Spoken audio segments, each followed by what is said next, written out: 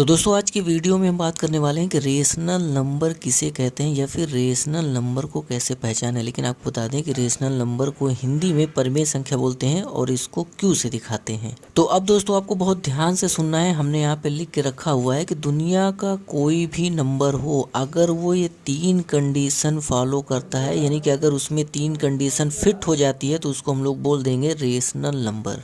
तो दोस्तों अब वो 3 कंडीशन कौन सी है, आइए उसको भी देख लेते हैं। बहुत ध्यान से देखिएगा कि पहली कंडीशन क्या होनी चाहिए कि क्या लिखा है, न्यूमरेटर और डिनोमिनेटर में लिखा हो, यानी कि जो नंबर हो वो न्यूमरेटर और डिनोमिनेटर में लिखा होना चाहिए। ठीक है, समझ गए। दूसरी कंडीशन आपकी ये होनी चाहिए कि न्यूमरेटर और डिनोमिनेटर की जगह पर आने वाली संख्या कैसी हो, इंटीजर हो, यानी कि न्यूमरेटर और डिनोमिनेटर की जगह पे जो भी संख्या लिखी हो वो इंटीजर होना चाहिए। ठीक है, ये भी समझ में आया। तीसरा पॉइंट ये कहता है कि डिनोमिनेटर की जगह पे जीरो नहीं आना चाहिए, यानी कि डिनोमिनेटर की जगह पे कोई भी नंबर आप उठा के रख दो लेकिन जीरो आपको नहीं रखना है।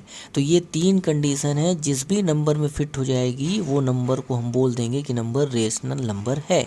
तो चलिए दोस्तों आपको एग्जाम्पल से समझाते हैं कि कैसे आप पहचानोगे कि कोई रेशनल नंबर है या नहीं है। बहुत ध्यान से देखिएगा। जैसे मान लीजिए कि एक संख्या हमने लिखा हुआ है 2/3।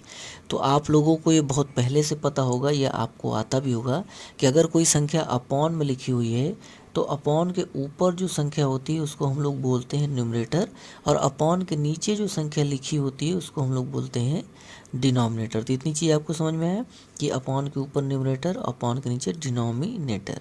तो अब दोस्तों एक टर्म यहाँ पे और आया है, उसको भी समझ लेते हैं, उसके बाद आपको बताते हैं कैसे पहचाना। बहुत ध्यान से देखिएगा। देखिए यहाँ पे एक टर्म और आया है, वो इंटीजर का है। तो थोड़ा इंटीजर को भी जान लेते हैं, उसके बाद आपको एग्जांपल से समझाते हैं कि कैसे पहचानेंगे।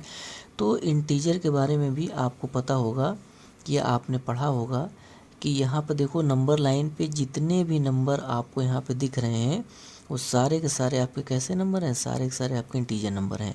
अब यहाँ पे अगर आप ध्यान से देखो तो इस नंबर लाइन पे कौन कौन नंबर दिख रहे हैं, पहले इसको हम लिख लें फिर आपको बताते हैं।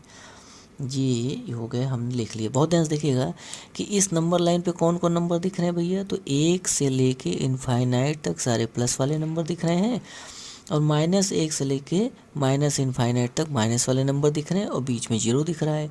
तो इस नंबर लाइन पे जितने भी नंबर आपको दिख रहे हैं वो सारे के सारे नंबर इंटीजर हैं। आपको पहले से पता है, आपको आता भी हुआ। तो चलिए अब हम आपको एग्जांपल समझाते हैं कि कैसे पहचानोगे कोई नंबर रेशनल है या नहीं है। तो दोस्तों जो एग्जाम्पल हमने ऊपर लिया था वही एग्जाम्पल लेके आपको थोड़ा समझाते हैं। जैसे मान लीजिए एग्जाम्पल हमने लिया 2/3। तो सबसे पहले इसको चेक करो कि क्या ये न्यूमरेटर और डिनोमिनेटर में लिखा है, क्योंकि सबसे पहली कंडीशन हमारी यही है। तो हमने देखा कि ये न्यूमरेटर और डिनोमिनेटर में लिखा हुआ है, तो यानी पहली कंडीशन हो गई टिक। अब हमें दूसरी कंडीशन चेक करनी है। दूसरी कंडीशन क्या कहता है कि न्यूमरेटर और डिनोमिनेटर की जगह जो भी संख्या है वो इंटीजर होना चाहिए। तो देखो न्यूमरेटर और डिनोमिनेटर की जगह जो भी संख्या आई है वो क्या है, इन्हीं में से है। अगर इन्हीं में से वो संख्या है तो वो इंटीजर है, यानी कि दूसरी कंडीशन हमारी फिट हो गई। तो देखो ऊपर 2 आया है तो भी यहाँ मिल रहा है, और नीचे 3 आया वो भी यहाँ मिल रहा है, यानी कि दूसरी कंडीशन भी हमारी हो गई फिट। अब तीसरी कंडीशन हमें क्या चेक करनी है कि डिनोमिनेटर की जगह जो नंबर है वो जीरो नहीं होना चाहिए। तो चेक करो डिनोमिनेटर की जगह हमारा कौन सा नंबर आया, 3 आया है, यानी कि डिनोमिनेटर की जगह जीरो नहीं होना चाहिए, बाकी कोई भी नंबर हो चलेगा। तो यानी डिनोमिनेटर में जीरो नहीं है, तीसरी कंडीशन हमारी फुलफिल हो गई। तो हमने देखा कि ये जो नंबर है ये तीनों कंडीशन में फिट हो रहा है, इसलिए हम बोल देंगे भैया कि ये जो नंबर है वो हमारा रेशनल नंबर है। तो अब दोस्तों हम एक एग्जाम्पल और लेते हैं। बहुत ध्यान से देखिएगा। अगला एग्जाम्पल हमने लिया 2 का। तो आपको चेक करना है तीनों कंडीशन अगर इसमें फिट हो गई तो ये हम बोल देंगे रेशनल है, नहीं तो बोलेंगे रेशनल नहीं है।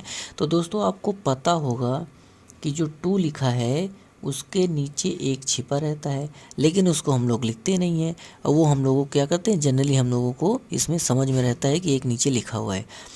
तो अगर कोई नंबर लिखा हुआ है उसके नीचे कुछ नहीं लिखा हुआ है तो आप समझ जाना कि उसके नीचे लिखा हुआ है 1, यानी कि 2 को हम लोग लिख सकते हैं 2/1। तो चलिए क्या करते हैं, तीनों कंडीशन चेक करते हैं।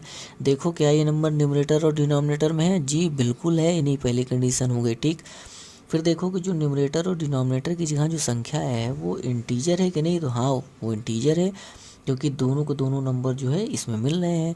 अब तीसरी कंडीशन हमें ये चेक करनी है कि जो डिनोमिनेटर उसकी जगह जीरो नहीं आना चाहिए। तो आप देखो कि डिनोमिनेटर की जगह जीरो भी नहीं आया हुआ है, यानी कि तीनों कंडीशन हमारी हो गई फिट।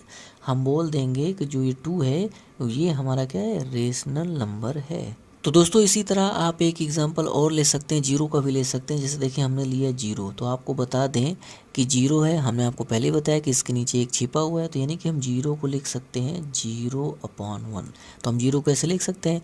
अब आप ऐसा लिखने के बाद चेक करो तीनों कंडीशन फिट हो रही कि नहीं। तो पहले तो चेक करो न्यूमरेटर और डिनोमिनेटर में लिखा है कि नहीं, जी बिल्कुल लिखा है, यानी पहली कंडीशन हो गई चेक। और दूसरा चेक करो कि जो न्यूमरेटर और डिनोमिनेटर की जगह संख्या आया है वो क्या इंटीजर है कि नहीं। तो ये नहीं, देखो कि जीरो है इसमें मिल रहा है, हाँ इंटीजर है, एक है वो भी इसमें मिल रहा है, यानी कि दोनों नंबर जो है इंटीजर लिखे हुए हैं। अब तीसरी कंडीशन चेक करनी है कि जो डिनोमिनेटर उसकी जगह जीरो नहीं होना चाहिए। तो आप देखो कि जो डिनोमिनेटर उसकी जगह एक आया हुआ है, उसकी जगह जीरो नहीं आया हुआ है, यानी कि तीसरी कंडीशन भी हमारी फिट हो गई।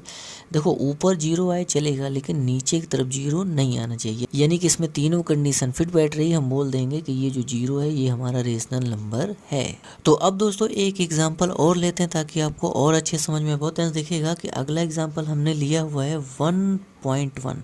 अब की बार हमने डेसिमल में ले लिया। तो जब भी कोई डेसिमल में नंबर आए तो पहले उसको सीधा कर लो।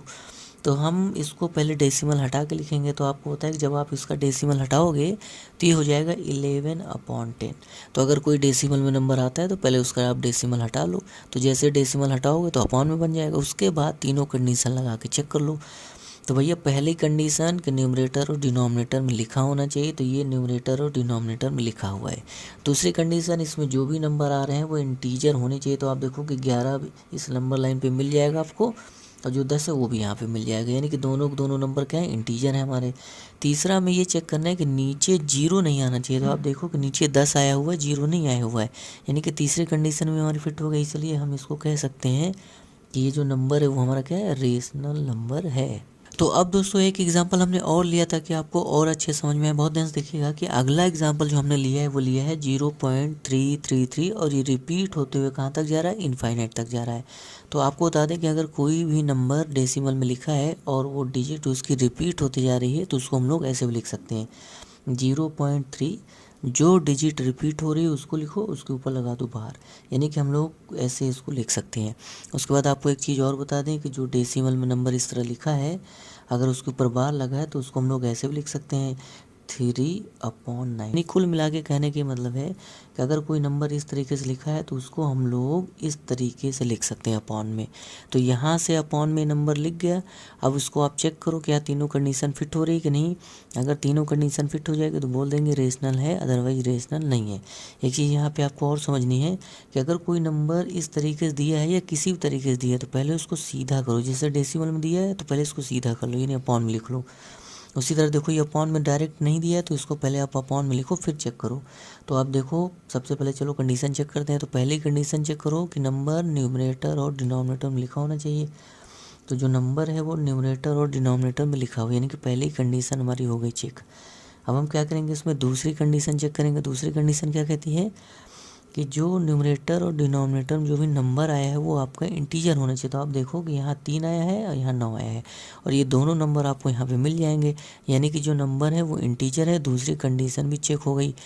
अब हमें तीसरी कंडीशन चेक करनी है कि जो डिनोमिनेटर वहाँ पे जीरो नहीं होना चाहिए, यानी कि देखो डिनोमिनेटर में 9 आया है, यहाँ पे जीरो बिल्कुल नहीं आया, यानी कि तीसरी कंडीशन भी हमारी हो गई चेक। तो इस तरीके से हम बोल सकते हैं कि ये जो 0.333 है ये भी हमारा रेशनल नंबर है।